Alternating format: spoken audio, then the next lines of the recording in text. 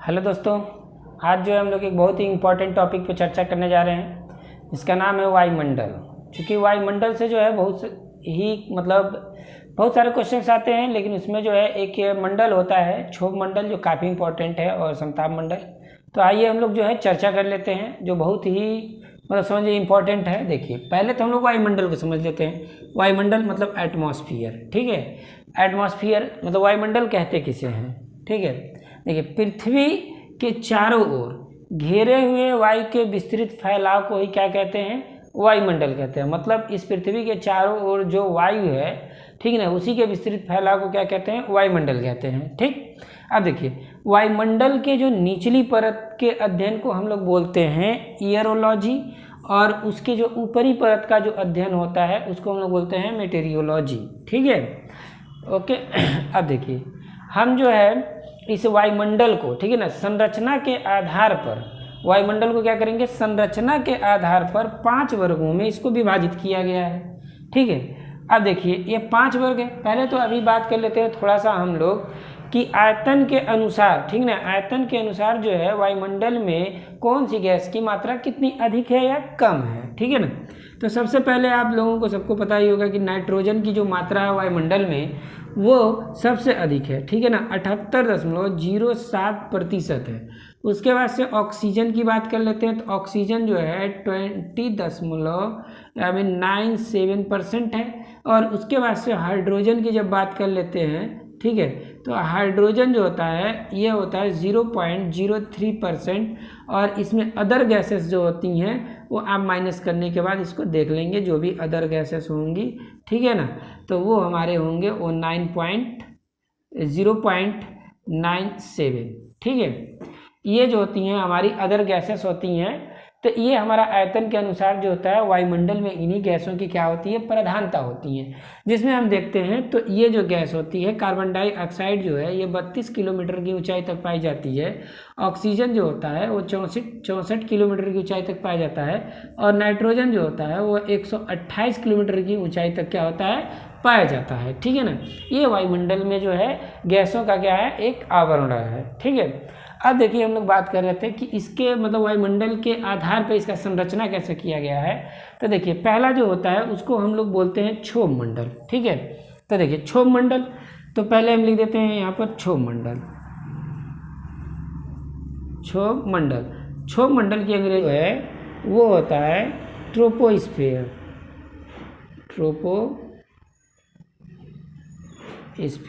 ठीक है। अब देखिए, क्षोभ मंडल की जो ऊंचाई होती है वो ध्रुवों पर कम होती है। ध्रुवों पर 8 किलोमीटर होता है और विषुवत रेखा पर 18 किलोमीटर होता है, ठीक है ना। क्षोभ मंडल की बहुत सारी क्वालिटियां हैं, जैसे कि आपने एक तो लिख लिया कि ये ध्रुवों पर जो होता है 8 होता है और विषुवत रेखा पर कितना होता है? 18 किलोमीटर तक होता है, ठीक है। उसके बाद से जो होता है इसमें ऊंचाई के साथ, जैसे जैसे आप ऊंचाई पे जाएंगे तो इसके 165 मीटर की ऊंचाई पे जो है इसके टेम्परेचर में, ठीक है ना, इसके टेम्परेचर में 1 डिग्री सेल्सियस की कमी हो जाती है। और प्रति 1 किलोमीटर की डिस्टेंस पे, ऊंचाई, डिस्टेंस मतलब हाइट पर जो है यह 6.4 डिग्री सेल्सियस की क्या हो जाती है? कमी हो जाती है, ठीक है। जितनी भी मौसमी घटनाएं होती हैं इसी मंडल में होती हैं। सभी मौसमी घटनाएं किसमें होती हैं? इसी मंडल में होते हैं, जैसे बादल का फटना, आंधी तूफान, बिजली चमकना, ठीक है, ये सभी घटनाएं कहाँ होती हैं? इसी मंडल में होती हैं। इसीलिए जो है इसे परिवर्तन मंडल भी कहा जाता है। क्या कहा जाता है? परिवर्तन मंडल। परिवर्तित होते रहेगा तो परिवर्तन मंडल भी बोला जाएगा। इसी में जो होता है धाराएं चलती हैं, संवहनी धाराएं चलती हैं, इसीलिए इसको हम लोग संवहन मंडल के नाम से भी जाना जाता है। संवहन मंडल के नाम से भी जाना जाता है, ठीक है। तो ये हमारे क्षोभ मंडल की जो होती हैं विशेषताएं होती हैं, ठीक है। अब इसके बाद से जो है हम लोग थोड़ा सा और देखिए, एक क्वेश्चन है, अभी मतलब शुरू में बता देना चाहिए, लेकिन चलिए कोई बात नहीं है। इस वायुमंडल से ये पूछा जाता है कि वायुमंडल की उत्पत्ति कब हुई थी? तो कैब्रियन युग में हुआ था। वायुमंडल की उत्पत्ति कब हुई थी? तो कैब्रियन युग में, कैब्रियन युग में हुआ था। और कार्बोनिफोरस युग में जो होता है ऑक्सीजन की उत्पत्ति हुई थी। ठीक है,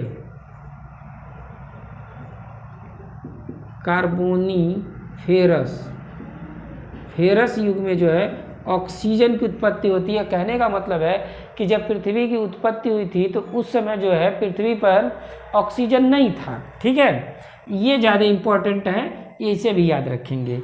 अब देखिए, अब हम लोग जो है बात कर लेते हैं समताप मंडल की। ठीक है, सॉरी, अभी जो है थोड़ा सा और बता देते हैं क्षोभ मंडल। क्षोभ मंडल की जो ऊपरी सीमा होती है, यानी ये सीमा, ठीक है, इसमें जो है 1.5 किलोमीटर की जो है एक लेयर होती है, जिसे हम लोग, इसमें बहुत तेज से धाराएं चलती हैं, तो इसलिए इसको जेट स्ट्रीम के नाम से भी जाना जाता है। ठीक है, जेट स्ट्रीम के नाम से जाना जाता है। और इसी में जो है इसके ऊपर की जो ये सीमा होती है, इसे हम लोग बोला जाता है ट्रोपोपाज। क्या बोला जाता है? ट्रोपोपाज। ठीक है, ट्रोपोपाज, ये ऊपरी सीमा होती है। ठीक है, हम कह सकते हैं समताप मंडल और क्षोभ मंडल के मध्य में जो सीमा होगी उसका क्या नाम होगा? ठीक है, आप क्षोभ सीमा भी कह सकते हैं और इसे ट्रोपोपाज के नाम से भी जाना जाता है। ठीक है, अब हम लोग बात कर लेते हैं समताप मंडल की। तो आइए समताप मंडल की बात करते हैं। तो देखिए, समताप मंडल जो होता है, ठीक है ना, ऐसा लग रहा है कि सम मतलब क्या है? बराबर। तो समताप मंडल जो होता है, एक तरह से कह सकते हैं कि यह बराबर वाली बात हो रही है। ठीक है ना, कई चीज़ें जो है समान हो, तो जैसे समताप मंडल, इसकी ऊंचाई देखिए 50 किलोमीटर तक होती है। ठीक है, इसमें जो है 20 किलोमीटर की ऊंचाई तक, ठीक है ना, 20 किलोमीटर की ऊंचाई तक जो होता है तापमान जो होता है एक तरह से निश्चित होता है, एकदम समान होता है। और ये तापमान क्या होगा? समान होगा। तापमान समान होगा। ठीक है, समताप मंडल में। अब देखिए समताप मंडल, ठीक, अब देखिए तापमान समान होगा, कोई भी मौसमी घटना नहीं घटित होती है इसमें, मतलब कोई भी घटना इस तरह की आंधी तूफान, बिजली चमकना, कड़कना, गरजना, बादल फटना, ऐसी कोई घटना नहीं होती है। और यहाँ पर जो हवाएं होती हैं वो क्षैतिज दिशा में वायु चलती है। वायु जो है किस दिशा में चलती है? क्षैतिज दिशा में चलती है। अब जब क्षैतिज दिशा में चलती है, इसीलिए जो होता है वायुयान चालकों के लिए जो है यह मंडल काफ़ी अच्छा होता है। ठीक है ना, इसीलिए पूछा जाता है कि मतलब कौन से मंडल में वायुयान चालक के लिए जो होता है वो मतलब बढ़िया है या अच्छा है, ठीक है, या उसके लिए सुगम है। तो आप जो है उसके लिए आंसर क्या मारेंगे? समताप मंडल। ठीक है, अब देखिए समताप मंडल के जब 20 किलोमीटर की जब ऊंचाई के बाद हम लोग जाते हैं तो यहाँ पर तापमान जो होता है बढ़ता है। तापमान क्या होगा? बढ़ेगा। और बढ़ने का कारण होता है क्योंकि इसी मंडल में जो होता है ओजोन परत या ओजोन गैस पाई जाती है। ठीक है, ओजोन परत या गैस, ठीक है ना, कहाँ पाया जाता है? समताप मंडल में। ठीक है, अब देखिए यह क्या करता है? ओजोन परत, यह सूर्य से आने वाली परावैंगनी किरणों को जो है अवशोषित कर लेता है या रिफ्लेक्ट कर देता है, मतलब परावर्तित कर देता है। इसीलिए जो होता है इस मंडल को हम लोग कहते हैं पृथ्वी का सुरक्षा कवच। पृथ्वी का सुरक्षा कवच। ठीक है, पृथ्वी का सुरक्षा कवच किसे कहते हैं? समताप मंडल को। ठीक है ना, और इस मंडल की खोज जो है टिजरेंस ने किया था। किसने किया था? टिजरेंस ने जो है समताप मंडल की खोज की थी। ठीक है, अब देखिए जो ओजोन मंडल है या ओजोन परत है, उसके मापक की जो इकाई होती है वो डाप्सन होती है। डाप्सन इकाई का प्रयोग किया जाता है। ठीक है ना, डाप्सन इकाई का। ओजोन परत की मोटाई मापने के लिए जो है किसका प्रयोग किया जाता है? डाप्सन इकाई का प्रयोग किया जाता है। ठीक है, तो आई होप दोस्तों कि जो है समताप मंडल आपको समझ में आ रहा होगा काफ़ी अच्छे से। अब देखिए इसकी जो ऊपरी सीमा होती है समताप मंडल की, एकदम ऊपरी सीमा, इसको जो है हम लोग बोलते हैं स्ट्रेटोपाज, क्योंकि समताप मंडल का जो अंग्रेजी होता है वो स्ट्रेटोस्फेयर होता है। स्ट्रेटोस्फेयर। ठीक है, तो इसीलिए जो है आप एस से बना लेंगे स्ट्रेटोपाज, ठीक है।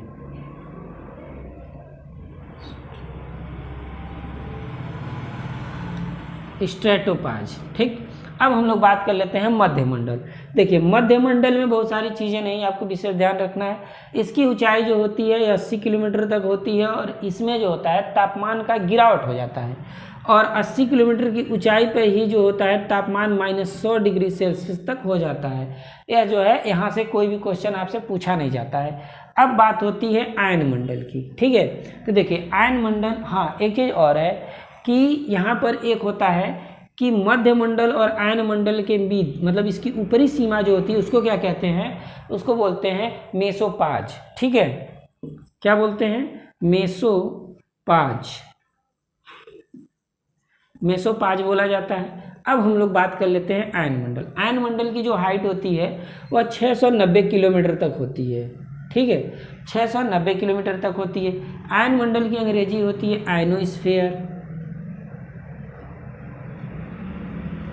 आयनोस्फीयर, ठीक है। अब देखिए इस मंडल की क्वालिटी ये होती है कि यहाँ के जो कण होते हैं वो आवेशित होते हैं, इसीलिए इसे क्या कहते हैं, आयन मंडल कहते हैं। अब इन सभी कणों में से जो होता है कुछ कण होते हैं जिसका नाम है DEF, ठीक है। अब जो यहाँ से इम्पोर्टेंट क्वेश्चन ये बनता है कि जो हमारे संचार उपग्रह होते हैं, संचार उपग्रह यह इसी मंडल में स्थापित किए जाते हैं, ठीक है। अब पृथ्वी से कोई रेडिएशन भेजा जाता है, ठीक है, या रेडियो तरंगे भेजी जाती हैं, तो इसी मंडल के जो है F किरणों से टकरा करके वो क्या होती हैं, फिर वापस या परावर्तित होती हैं, ठीक है ना। तो आपको इसमें क्या करना है, F मंडल F आयनों को जो है याद रखना है। फिर उसके बाद से जो होता है इसका एक इम्पॉर्टेंट ये होता है कि जो सूर्य से जो किरणें आती हैं या फिर उत्तरी ध्रुव और दक्षिणी ध्रुव पर जो अरोरा वेरियालिस और अरोरा ऑस्ट्रेलिस की जो घटना होती है वह इसी मंडल में होती है। तो कभी आपसे पूछ दे कि अरोरा वेरियालिस और अरोरा ऑस्ट्रेलिस की घटना कौन से मंडल में होती है, तो आयन मंडल में होती है, ठीक है दोस्तों। अब देखिए हम लोग बात कर लेते हैं बाह्यमंडल। हाँ, इसके बाद से एक चीज़ और कि ये जो है इसकी ऊपरी सीमा को क्या कहते हैं, ठीक है ना। तो इसके ऊपरी सीमा को जो है हम लोग कहते हैं मैग्नीटोपाज कहते हैं, ठीक है ना, मैग्नीटोपाज कहते हैं हम। अब देखिए बाह्यमंडल मतलब एक्सोस्फीयर। देखिए बाह्यमंडल जो है यह 690 या कहीं कहीं किताबों में 640 किलोमीटर की ऊंचाई पर दे दिया है, ठीक है, कि ऊंचाई पे क्या होता है उसके बाद से वायुमंडल होता है।